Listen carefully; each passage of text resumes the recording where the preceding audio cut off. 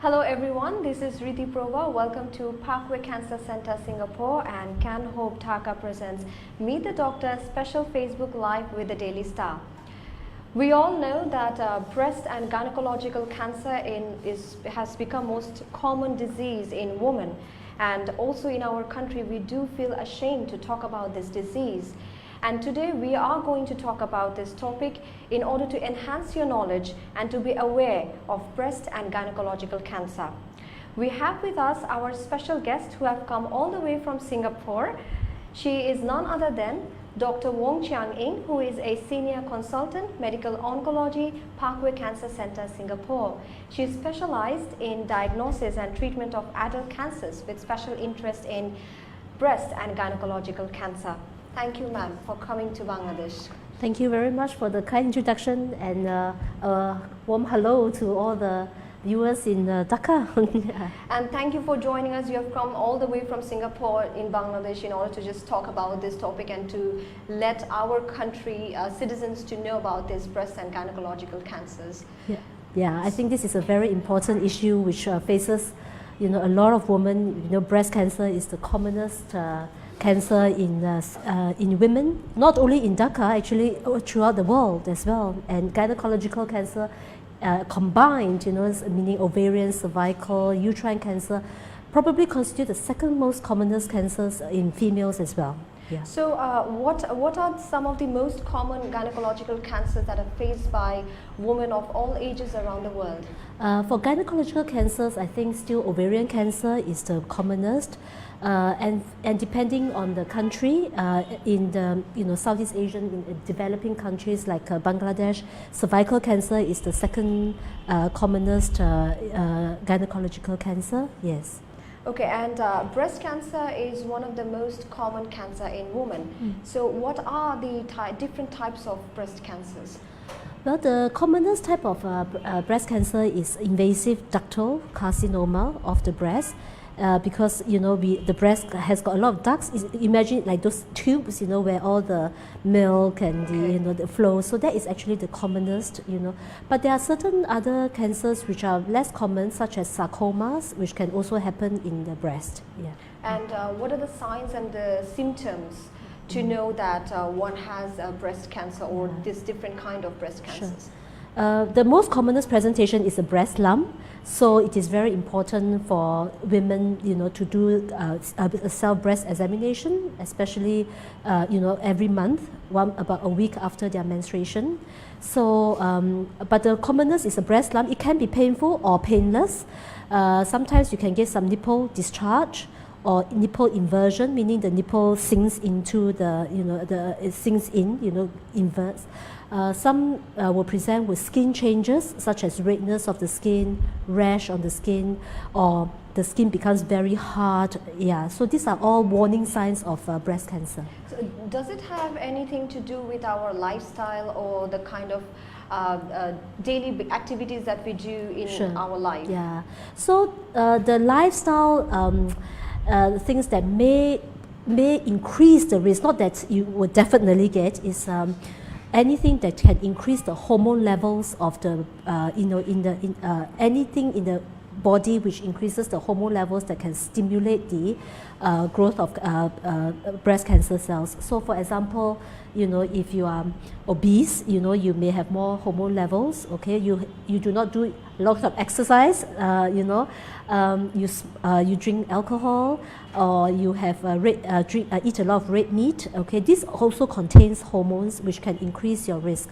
Some other things that can increase the level of all the hormones are, when you have your first child very late, or you have an early age of menstruation or late menopause. So these are all situations where the hormone levels may be increased.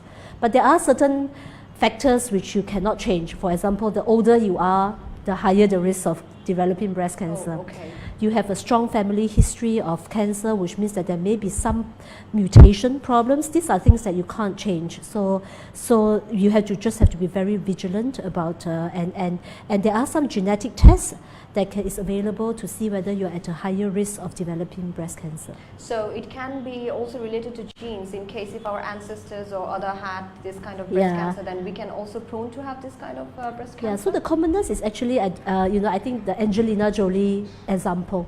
So Angelina Jolie has a mutation in this gene called BRCA, BRCA mutation, which predisposes her to, because her mother had ovarian cancer, so she got tested and she had this gene, and therefore her risk of developing breast and ovarian cancer was much higher than the general population. So she took some actions to actually remove her as early as possible. Yeah. All right. So knowing that she actually took some steps as early as possible, what happens in case if the person got to know and it's too late for them to take any actions? Will there be any kind of expectations or hope that they can actually cure it? Definitely. Actually, even if we detect this where there's already a lump, most of the time it's still in an early stage. We can still resect this. We can still give some treatment after resection to prevent the recurrence of breast cancer. And in the worst circumstance that at presentation it may have spread to other areas such as the liver, the lung, or the bone, there are also very effective treatment options now available to control the disease. So it's not really a disease that we think that it's a death sentence. It's actually a disease which is still full of hope, and therefore is. But the most important thing is that to detect it as early as possible. Yeah. Okay, and we did talk about the breast cancer. Now, if I come to gynecological cancer, so can women's lifestyle lead to gynecological cancer as well? Yeah, sure.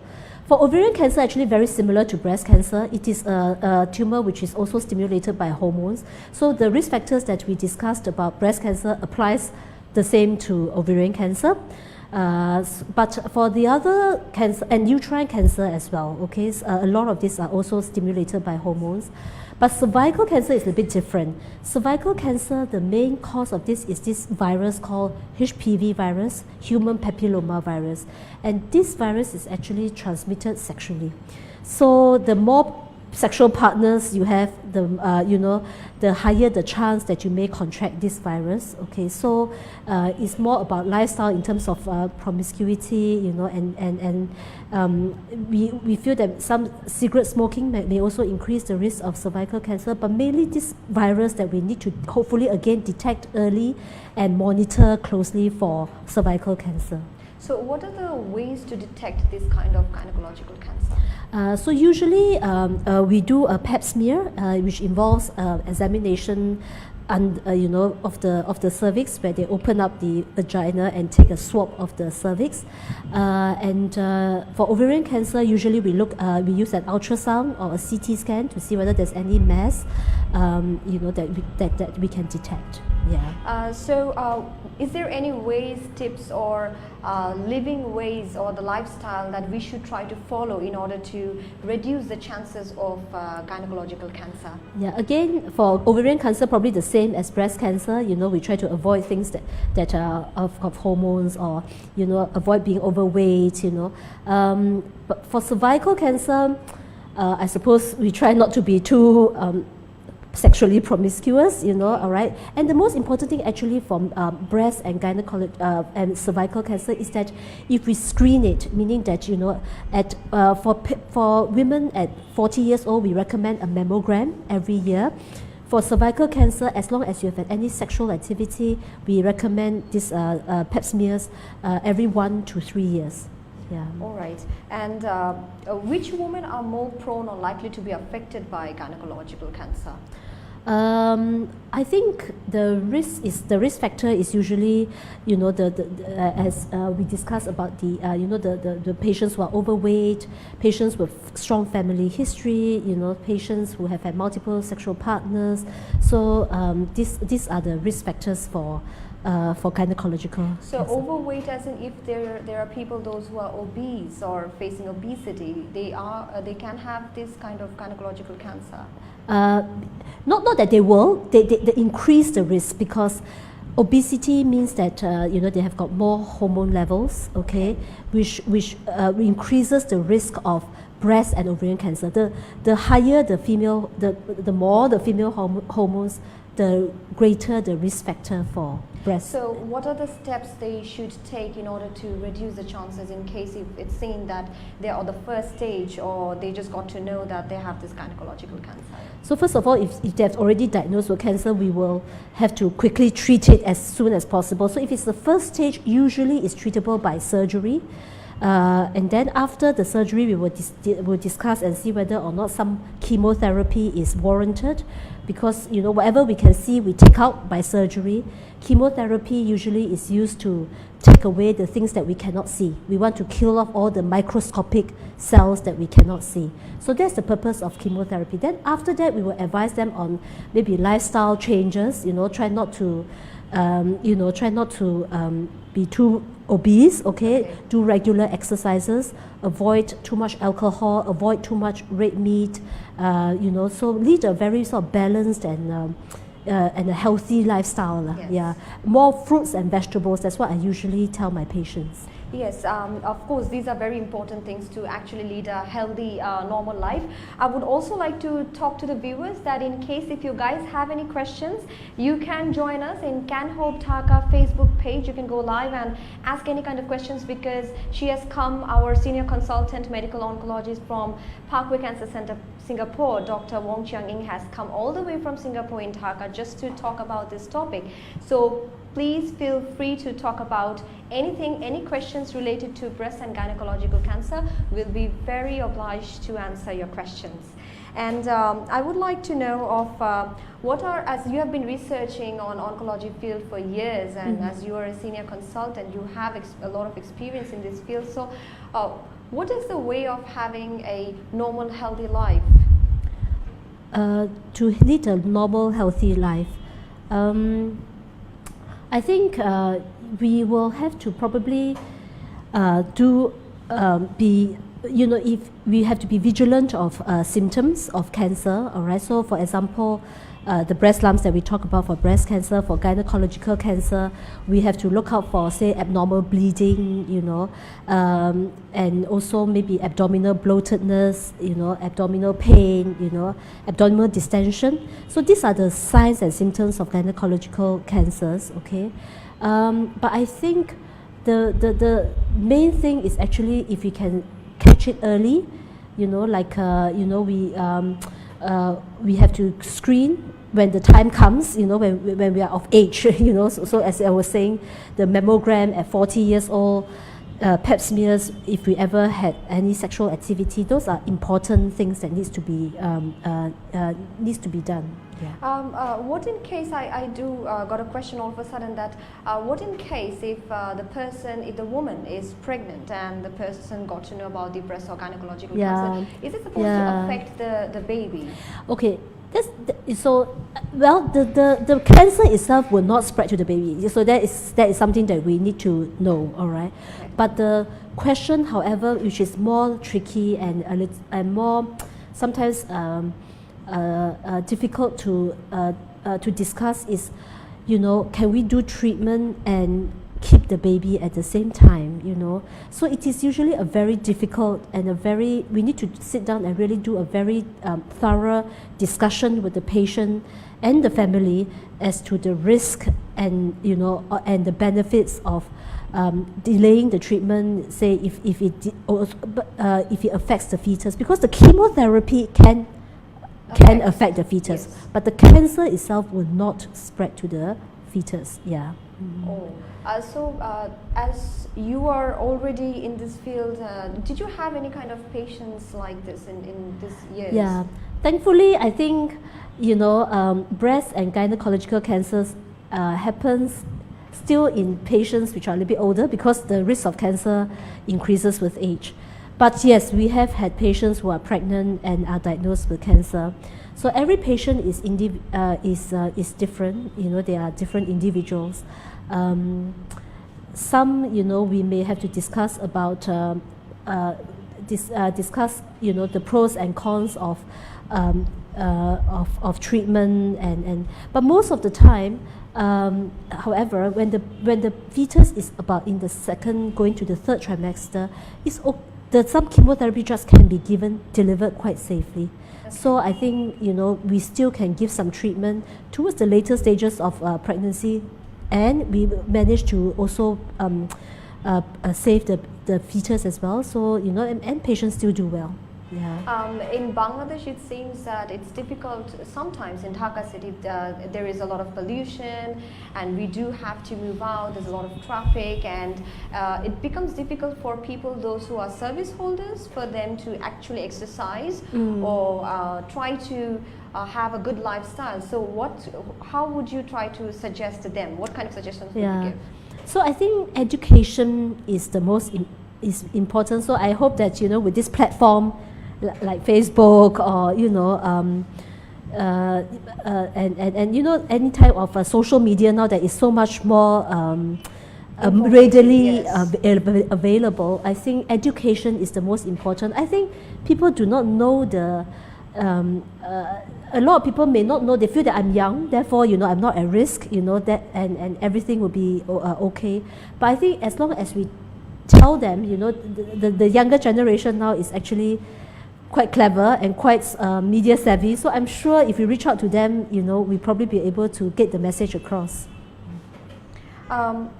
And I would also like to know about any kind of different experience that you have had with any kind of patient, so that you can share with us. We can get to know and talk to the viewers about it. Different experiences, I think. Regarding the breast and the gynecological cancer, because we did talk about the pregnant woman, we did talk about having a very good lifestyle and breast and gynecological cancer. Has there been any kind of rare disease along with the breast and gynecological cancer, and was the treatment similar? Yeah, so there are certain cancers called, we call a germ cell tumor, which is actually a tumor that is very rare, but it can happen in very young women. We're talking about women in their teens, So we don't. Although I say that cancer increases with age, but there are certain tumors that happens very early on. So the symptoms of this kind of what we call the germ cell tumor of the ovary can also happen in very young people, and the symptoms are the same: abdominal bloatedness, abdominal distension. So, but again, however, the treatment is also similar. It's surgery, followed by chemotherapy, and it's very fulfilling to actually treat this kind of patients because they're young. You actually see them go to university. You see them go to get married, have children. So as I said, cancer is not a death sentence, because people can lead a very normal life, and women can also get pregnant after their surgery, after their treatment. So it's not like after cancer treatment and diagnosis your life will come to a standstill. So that's very important for patients to know. And the other thing is that with chemotherapy, I think a lot of people are very worried about the side effects, because when you talk about chemotherapy, they think about hair loss, they think about diarrhea, they think about vomiting, and all that. Again, that's a misconception, because nowadays the medicine that can be used to reduce the side effects is very, very advanced, and patients can actually tolerate treatment quite easily, and with very little side effects. Yeah. So what are the new technologies or the proven innovative therapies that you guys use in order to treat this kind of cancer? Yeah. So the new thing that is actually in the field of oncology is actually immunotherapy. I don't know whether or not that has also been something that is of a hot topic of discussion here, but immunotherapy is actually and targeted therapy. These are the things that is very new in the oncology field, and certainly gaining more and more interest in breast and gynecological cancers as well. So immunotherapy essentially is to wake up our immune system to fight the cancer. All right, and because they attack specifically on cancer cells, the side effect on normal cells are less. So this is not chemotherapy. All right, so this actually attacks specifically cancer cells, and therefore it is actually much less toxic. And these are new treatment methods that we are excited about. Okay, yeah, and hopefully it will cause, it will be more effective and cause less side effects. Yeah. Is there, I got a question, is there any chance to be affected by cancer if there is a family history? We did talk about it in case if you would like to update. So again, family history, we usually when we see a patient or patient who hasn't been diagnosed with cancer, we look at their family history. So if the family history is such that one person diagnosed with cancer at age 75, then we are not too worried about it, because you know that the cancer risk increases with age. But if you have a family history of cancers which are diagnosed at very early age, we are talking about less than 50 years old, because to us young is less than 50 years old, okay, or multiple family members has got some sort of cancer. Does not need to be the same cancer, but multiple types, or somebody who has got two kinds of cancer in one person, then that raises the question of whether or not there's some sort of inherited component to all these cancers. So that means that that person, whether or not he or she has or has not been diagnosed with cancer, has got an increased risk of cancer, and they have to be more careful. Yeah. All right. Thank you very much for coming to our program. Yeah. We hope that you have come in Bangladesh and enjoyed. Yes, I have. The people here are very warm and very nice. So I've enjoyed myself here. Thank you. And in case if you would like to give any kind of message to our viewers. Yeah, I think the most important thing is that it's important to diagnose cancer early. The earlier you diagnose it, the higher the chance of cure. So, go for screening, be vigilant, do your self-breast examination. Today we talked about all the symptoms and signs of cancer. Maybe, you can just monitor yourselves, all the people near you, people that you love, and hopefully together we can cure cancer. Yeah, thank you. All of a sudden I got another question from a viewer. What are tests one should do to detect cancer early? What are the tests?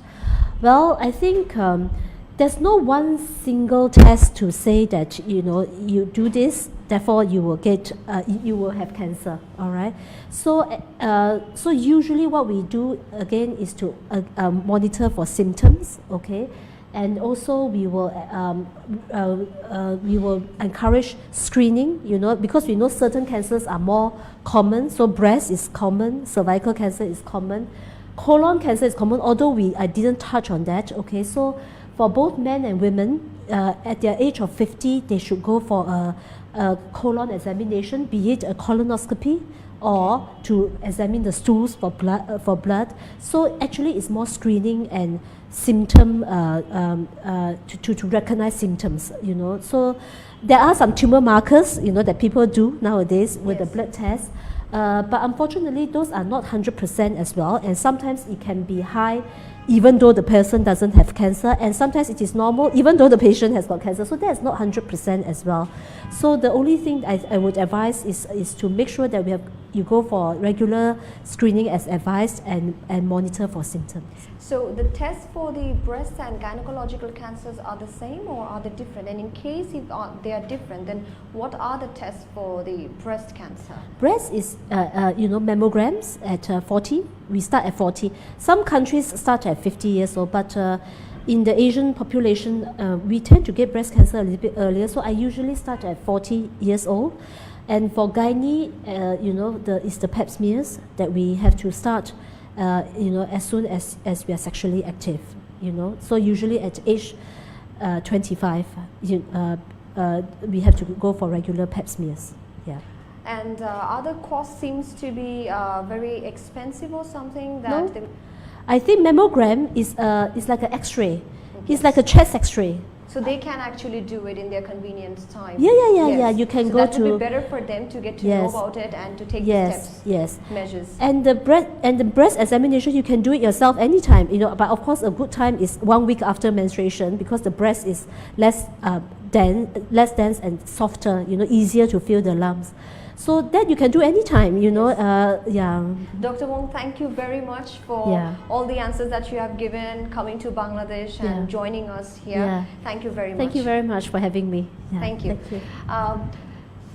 Our guest was here and we did talk about this dreadful disease, breast and gynecological cancer. Do not feel shy to please contact Can Hope Dhaka.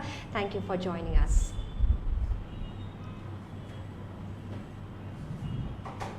Okay.